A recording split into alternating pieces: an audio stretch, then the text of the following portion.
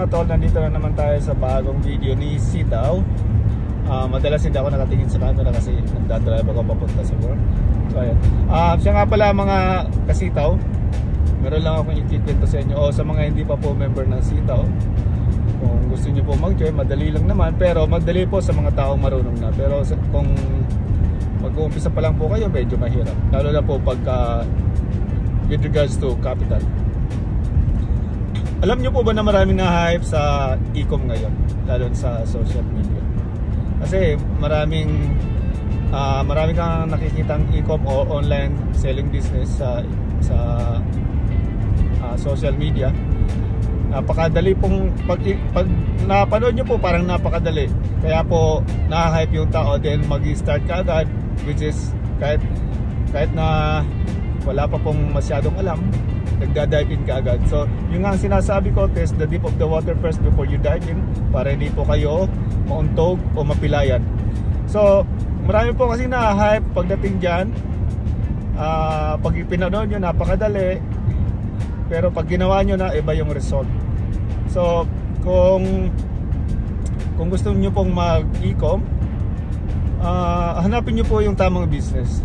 Yung komportable kayo at alam nyo kung sino yung i-introduce nito, kung may credibility ba yung company o yung tao, kilala nyo ba. Yun po ang isang factor na dapat nyong unang alamin, yung credibility ng business at yung tao na nandoon or yung tao na nagpapakita ng e-com business na yan. So mag-ingat po tayo para po maging smooth kung gusto nyo pong mag-business ng e-com. Ang e-com po ngayon ay nag-generate ng $1 trillion of revenue at pumutok nung kasagsagan ng pandemic kasi po yung mga establishment close. Then nauso po yung live selling, online buying. So lalo pong pumutok.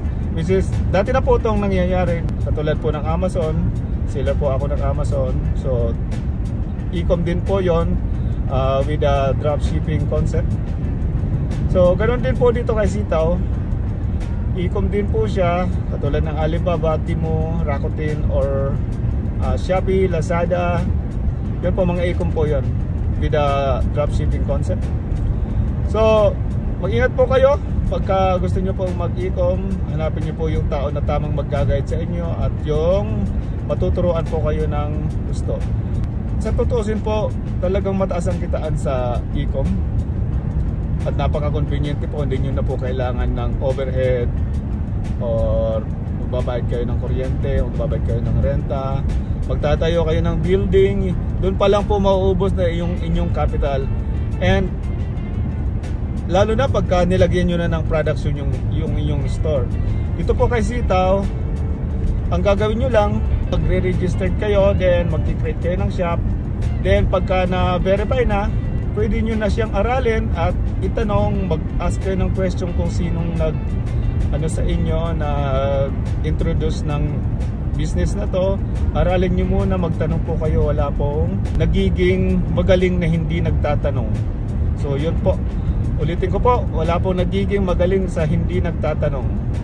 So kung hindi nyo po alam, tanong nyo po ng itanong sa mga tao na nag-introduce sa inyo ng business na yan, para po lalo nyo po mag-aralan and take note po.